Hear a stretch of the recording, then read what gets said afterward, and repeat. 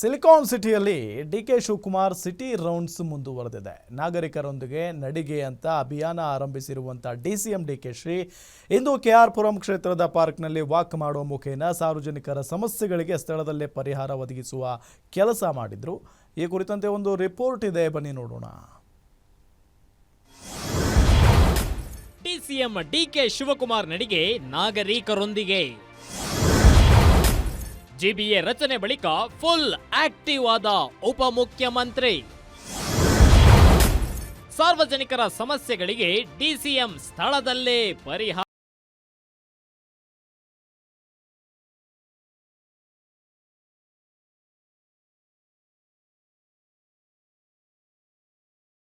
K Shivakumar full active ಆಗಿದ್ದಾರೆ. ಕಳೆದ ವಾರದಿಂದ ಬೆಂಗಳೂರಿನ ನಾಗರಿಕರೊಂದಿಗೆ ನಡಿಗೆ ಆರಂಭಿಸಿರುವ ಕನಕಪುರದ ಬಂಡೆ ಎರಡನೇ ವಾರವೂ ತಮ್ಮ ಅಭಿಯಾನ ಮುಂದುವರೆಸಿದ್ದಾರೆ.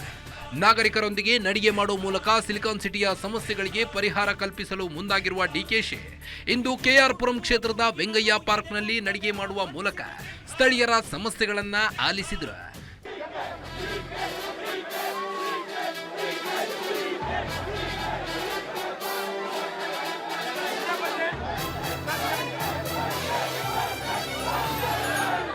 ಬಿಜೆಪಿ ಶಾಸಕ ಬೈರತಿ ಬಸವರಾಜರೊಂದಿಗೆ ನಾಗರಿಕರ ಜೊತೆಗೆ ನಡಿಗೆ ಮಾಡಿದ ಡಿಕೆಶಿ ಸ್ಥಳೀಯರ ಜೊತೆ 2 ಗಂಟೆಗಳ ಕಾಲ ಸಂವಾದ ಮಾಡಿದರು. ಗ್ರೇಟರ್ ಬೆಂಗಳೂರು ಅಧಿಕಾರಿಗಳ ಸಮ್ಮುಖದಲ್ಲೇ ಸಂವಾದ ನಡೆಸಿದ ಡಿಕೆಶಿ ಸ್ಥಳದಲ್ಲೇ ಹಲವು ಸಮಸ್ಯೆಗಳಿಗೆ ಪರಿಹಾರ ಒದಗಿಸಿದರು. ಈ ವೇಳೆ ಸುಲ್ತಾನ್ ಮಿರ್ಜಾ ಎಂಬುವರು ಇಷ್ಟು ದಿನ ನಮ್ಮ ಆಸ್ತಿಯ ಖಾತೆ ಮಾಡಿಸಲು ಬಹಳಷ್ಟು ಕಷ್ಟಪಡಬೇಕಾಗಿತ್ತು. ಆದರೆ ಡಿಸಿಎಂ ಡಿಕೆ ಶಿವಕುಮಾರ್ ಅವರು ಇದಕ್ಕಾಗಿ ಯೋಜನೆ ರೂಪಿಸಿ ಬಹಳ ಅನುಕೂಲ ಮಾಡಿಕೊಟ್ಟಿದ್ದಾರೆ. ಆದರೆ ಖಾತಾ ಮಾಡಿಸಲು ಕಂದಾಯ ಅಧಿಕಾರಿಗಳು ಹೆಚ್ಚು ಲಂಚ ಕೇಳುತ್ತಿದ್ದಾರೆಂದು ಡಿಕೆಶಿ ಬಳಿ ಸಮಸ್ಯೆ ತೋಡಿಕೊಂಡರು.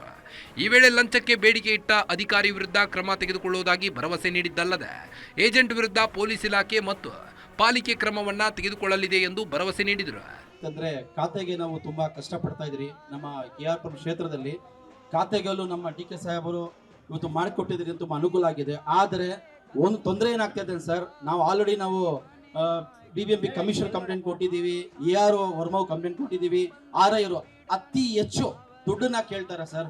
ಏನಕಂದ್ರೆ ನಾವಿರೋ ಮೈನಾರಿಟೀಸು, ನಮ್ಮ ವಿಜಯಪುರ ಮೈನಾರಿಟೀಸು. ಆ ಆಫೀಸಲ್ಲಿ ಒಬ್ಬನ ID ಕಾರ್ಡ್ ಹಾಕೊಳ್ಳಲ್ಲ. ಮತ್ತೆ ಯಾರು ಬಂದ್ರು 10,000 ಕೊಡಿ, 15,000 ಕೊಡಿ. ಯಾರು ಕೇಳ್ತಾ ಇದ್ದಾರೆ ಹೆಸರು ಹೇಳಿ, ಇಲ್ಲ ಸಸ್ಪೆಂಡ್ ಮಾಡ್ಕೊಡ್ಬೇಕು. ಯಾರೋ ಬಸವರಾಜ್ ಅಂತ ಸರ್ ಬರ್ಕೊಳ್ಳಿ. ಯಾರೋ ಬಸವರಾಜ್ ಸರ್. ಮತ್ತೆ RI Vijayapura RI sir. RI Vijayapura RI ಅವ್ರ ಹೆಸರು ವಿಜಯಪುರ. ಯಾವ್ದು ಹೋಗಿದೆ ನೀನು? ಸರ್ ನಾನು ಕಮ್ಮಿ ಅಂದ್ರೆ 2 ತಿಂಗಳಿಂದ ಹೋಗಿದ್ದೀನಿ ಸರ್. ನಾನು ಅವ್ರು 15,000-10,000 ಕೊಡಿ ಅಂತಾರೆ ಸರ್. ಆನ್ಲೈನ್ ಅಪ್ಲೈ ಮಾಡಿದ್ರು ಅಪ್ರೂವ್ ಮಾಡಲ್ಲ ಸರ್. ಹೋಗಿ ವರ್ಮ ಹೋಗಂತಾರೆ. ವರ್ಮ ಹೋದ್ರೆ BBMP ಆಫೀಸ್ ವಿಜಯಪುರ ಬನ್ನಿ ಅಂತಾರೆ. ಕಮ್ಮಿ ಅಂದ್ರೆ ನನ್ಗೊಬ್ಬನಿಗಿಲ್ಲ ಸರ್, ಸೀನಿಯರ್ ಸಿಟಿಸನ್ ತೊಂದರೆ ಆಗುತ್ತೆ ಸರ್. ದಯವಿಟ್ಟು ಅದನ್ನ ಅನುಕೂಲ ಮಾಡ್ಕೊಂಡು ಕೇಳ್ಕೊತೀನಿ ಸರ್ ನಿಮ್ಮ ಹತ್ರ. ಇನ್ನೊಂದ್ಸತಿ ಅವನ ಹೆಸರು ಸರ್ ಬಸವರಾಜ್ ಅಂತ, ಮತ್ತೆ RI ಅಂತ. ಬಸವರಾಜ್ ಏನಾಗವನೆ? ಅವ್ರು ಯಾರು ಸರ್? ಅವರು RI ಇನ್ಯಾರು? ಸಂವಾದದ ವೇಳೆ ವಿವಿಧ ಸಮಸ್ಯೆಗಳಿಗೆ ಸ್ಥಳದಲ್ಲಿ ಪರಿಹಾರ ನೀಡುವ ವೇಳೆ ಮಹಿಳೆಯೊಬ್ಬರು 6 ತಿಂಗಳಿನಿಂದ ಗೃಹಲಕ್ಷ್ಮಿ ಹಣ ಬಂದಿಲ್ಲವೆಂದು ದೂರಿದ್ರು. ಅಷ್ಟೇ ಅಲ್ಲದೆ ಬೇಕಿದ್ರೆ ನನ್ನ ಮೊಬೈಲ್ ಇಲ್ಲೇ ಇದೆ ನೋಡಿ ಸಾರ್ ಎಂದು ತಿಳಿಸಿದ್ರು. ಆಗ ಕ್ಷಣಕಾಲ ದಂಗಾದ ಡಿಕೆ ಶಿವಕುಮಾರ್ ಅವರು 6 ತಿಂಗಳಷ್ಟು ಹಣ ನಾವು ಬಾಕಿ ಇಟ್ಟಿಲ್ಲ, ಸಾರ್ವಜನಿಕರ ಮುಂದೆ ಸುಮ್ಮನೆ 6 ತಿಂಗಳಿನಿಂದ ಹಣ ಬಂದಿಲ್ಲ ಎಂದರೆ ಹೇಗೆ? ಇಲ್ಲಿ ನಮ್ಮ ಅಧಿಕಾರಿಗಳ ತಪ್ಪಿರಬೇಕು ಅಥವಾ ಇವರ ಆರೋಪ ತಪ್ಪಾಗಿರಬೇಕು. ಇದನ್ನೇ ಇಲ್ಲಿ ಪರಿಶೀಲಿಸುತ್ತೇನೆಂದು ಮಹಿಳಾ ಮತ್ತು ಕಲ್ಯಾಣ ಇಲಾಖೆ ಅಧಿಕಾರಿಗಳಿಗೆ ಕರೆ ಮಾಡಿ ಮಾಹಿತಿ ಪಡೆದರು. ಆಗ ಅಧಿಕಾರಿಯು ಜುಲೈ ತಿಂಗಳ ಗೃಹಲಕ್ಷ್ಮಿ ಹಣ ಈ ತಿಂಗಳು ಸಂದಾಯವಾಗುತ್ತದೆ ಎಂದು ಮಾಹಿತಿ ನೀಡುತ್ತಿದ್ದಂತೆ ಮಹಿಳೆಯ ಮೊಬೈಲ್ ಪಡೆದು ಬ್ಯಾಲೆನ್ಸ್ ಚೆಕ್ ಮಾಡಿದ ಡಿಕೆಶಿ, ಹೀಗೆಲ್ಲ ಸುಳ್ಳು ಆರೋಪ ಮಾಡಬೇಡಿ, ನಿಮ್ಮ ಮಾತು ನಂಬಿ ನಾವು ಸಚಿವರಿಗೆ ಬೈಯುತ್ತಿದ್ದೇನೆ ನೋಡಿ ಅಂತ ಮಹಿಳೆಗೆ ಸಮಾಧಾನ ಪಡಿಸಿದ್ರು. ಗೃಹಲಕ್ಷ್ಮಿ 6 ತಿಂಗಳಿಂದ ಗೃಹಲಕ್ಷ್ಮಿ ಬಂದಿಲ್ಲ. ಆಮೇಲೆ ತಿರುಗಿ ಸಂತೆ ಸ್ವಲ್ಪ ಹೂಗಳ್ದು ಅದೆಲ್ಲ ಪ್ರಾಬ್ಲಮ್ ಓಡಾಡಕ್ಕಾಗಲ್ಲ. ಇಲ್ಲ ನಾ ಬಂದಿಲ್ಲ ನೋಡಿ, ಮೊಬೈಲ್ ಇಲ್ಲೇ ಇದೆ.